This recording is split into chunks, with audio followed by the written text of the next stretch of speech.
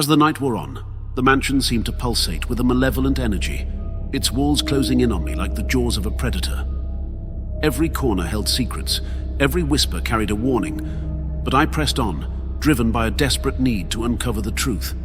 The clues led me deeper into the bowels of the mansion, through hidden passages and forgotten chambers.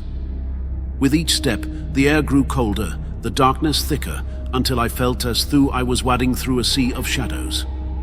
Finally, I reached the heart of the labyrinth, a chamber bathed in crimson light, its walls adorned with sigils and symbols that seemed to writhe and twist before my eyes. At the center of the room stood Mr. Cromwell, his face shrouded in darkness, his voice a low rumbling growl. "You have done well to make it this far, Jake," he said, his words echoing through the chamber like the tolling of a funeral bell. "But there is one final test you must pass before you can claim your prize." With a flick of his wrist, Mr. Cromwell conjured a mirror from the depths of the shadows, a mirror that reflected not my own image, but the true face of the Illuminati. Behind each mask lay a creature of nightmare, its features twisted and contorted into grotesque shapes. I recoiled in horror, my mind struggling to comprehend the truth that lay before me. The guests were not human. They were something else, something older and more terrible than anything I had ever imagined. But even as the shock threatened to overwhelm me, a voice whispered in the depths of my mind. A voice that spoke of power and possibility, of a future beyond the confines of mortal flesh. With a surge of adrenaline, I reached out and shattered the mirror, sending shards of glass scattering across the chamber like stars in the night sky. And in that moment of chaos, I saw the truth. The masks were not just a symbol of the Illuminati's power, they were a prison, a cage that held them captive to their own desires. With a newfound sense of purpose, I turned to face Mr. Cromwell, my eyes burning with determination. "I will not be a pawn in your game," I said, my voice ringing out with defiance. "I will be the one to decide my own fate." And with that, I turned and fled into the darkness, leaving the mansion and its secrets behind me. But even as I stepped out into the cold embrace of the night, I knew that my journey was far from over. For the shadows that lurked within the heart of the city were still waiting, still watching, and I knew that I would need all my strength and cunning to survive the trials that lay ahead. But I was ready. I was Jake Gonzalez, and I would carve my own destiny from the darkness that threatened to consume us all. In the days that followed my escape from the mansion, I found myself haunted by visions of the Illuminati and their grotesque masks. Sleep eluded me, replaced by nightmares that twisted and writhed like serpents in the dark. But even as fear gnawed at the edges of my sanity, a spark of defiance burned within me, a determination to uncover the truth and expose the darkness that lurked in the heart of the city. I delved into the shadows, scouring ancient texts and forbidden lore in search of answers. And with each revelation, I felt the weight of the world pressing down upon me, threatening to crush me beneath its heel. But I refused to back down. I would not rest until I had unraveled the mysteries of the Illuminati and brought their reign of terror to an end. And then, one fateful night, I stumbled upon a clue, a thread that led me to the heart of the city, to a place where the boundaries between the world of the living and the realm of the dead blurred and twisted. The abandoned warehouse loomed before me like a monolith, its windows shattered and its walls stained with the blood of countless sacrifices. And as I stepped inside, I felt a chill run down my spine, a chill that whispered of ancient evils and unspeakable horrors. But even as fear threatened to overwhelm me, I pressed on, driven by a need to uncover the truth. And as I ventured deeper into the darkness, I felt a presence watching me, a presence that hungered for my soul, and then I saw it. A figure cloaked in shadows, its eyes burning with a hunger that sent shivers down my spine. It was the leader of the Illuminati, the puppet master behind the Masquerade, and it had been waiting for me. With a roar that shook the very foundations of the earth, the figure lunged at me, its claws slashing through the air like razors. I dodged and weaved, my heart pounding in my chest. But no matter how fast I ran, it was always one step behind me. And then, just as it seemed that all hope was lost, I saw it, a glimmer of light shining in the darkness, a beacon of hope in a world consumed by shadows. With a cry of defiance, I reached out and grasped the light, channeling its power into a bolt of pure energy that tore through the figure's form, sending it crumbling to the ground in a heap of ash and bone. But even as I stood victorious, I knew that my battle was far from over. For the shadows that lurked within the heart of the city were still waiting, still watching. And I knew that I would need all my strength and cunning to survive the trials that lay ahead. And with that thought burning in my mind, I stepped out into the night, ready to face whatever horrors awaited me in the darkness. But little did I know that the true nightmare was only just beginning. As I fled the crumbling warehouse, the echoes of my footsteps reverberating through the desolate streets, I felt the weight of the darkness pressing down upon me like a suffocating shroud. Shadows danced at the corners of my vision, twisting and writhing like serpents in the dark, their whispers echoing in the recesses of my mind.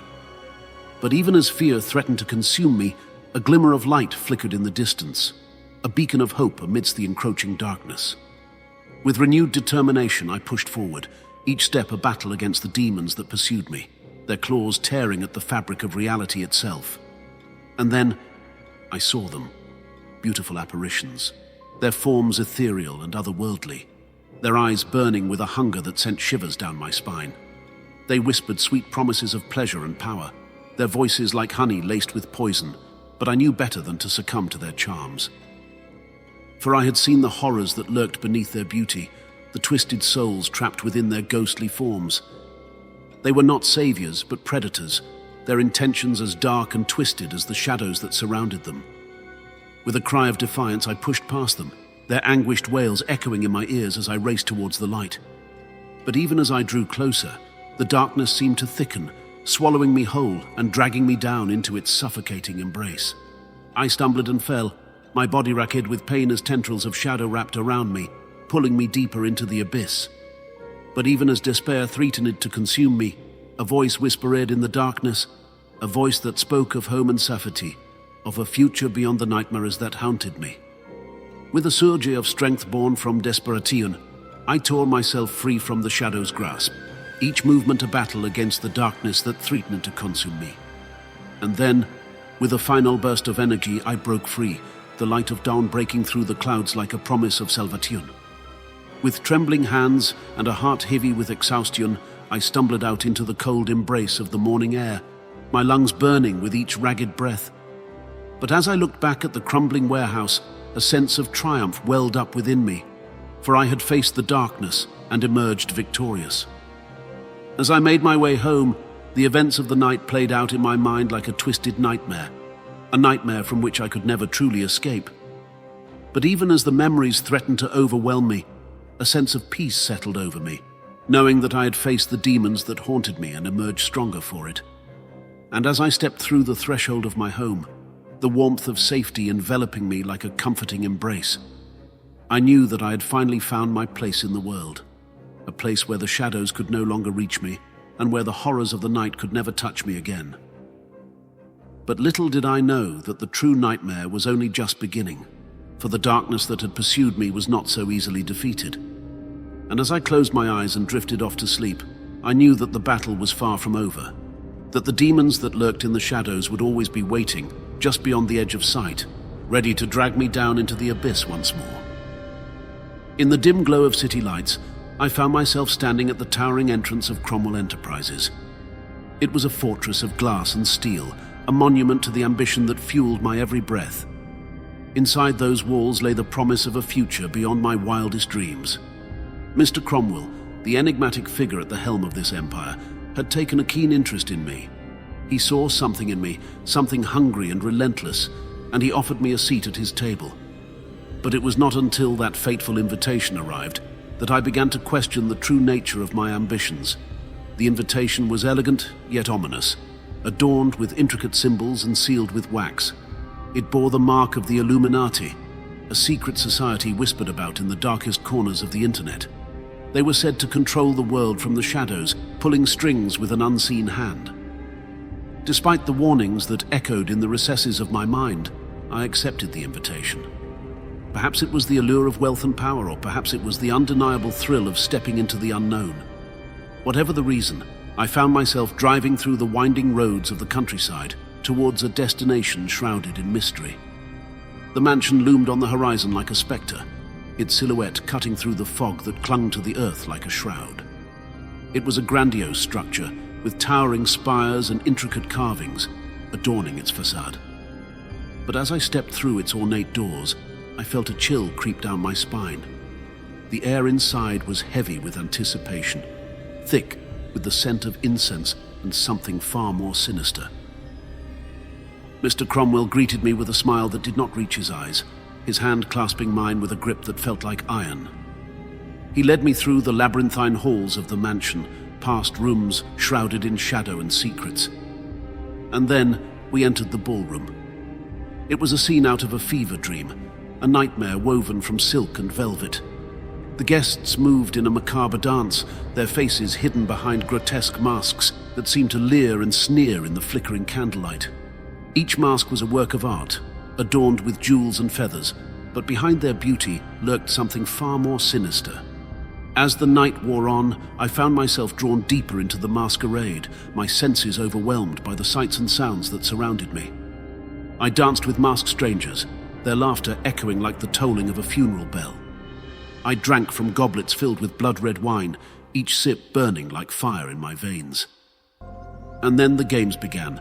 Mr. Cromwell announced a treasure hunt, a challenge that would test the wits and will of his guests. Clues were hidden throughout the mansion, each one leading deeper into the heart of darkness. As I followed the trail, I felt the weight of unseen eyes upon me, watching and waiting with bated breath. But it was not until I uncovered the final clue that the true horror of the night revealed itself. The masks, I realized, were not just for show. They were a symbol of the darkness that consumed us all. Behind each grotesque facade lay a soul bound to a world of ritual and sacrifice, a world where power was bought with blood. In that moment, I knew that I was not just a guest at a party. I was a pawn in a game far older and more sinister than I could ever imagine. And as the shadows closed in around me, I realized that the ultimate prize was not wealth or power, it was survival. But in a world where the line between reality and nightmare blurred beyond recognition, could I unmask the true nature of my hosts before it was too late? Or would I become just another victim swallowed by the darkness that lurked behind the masquerade?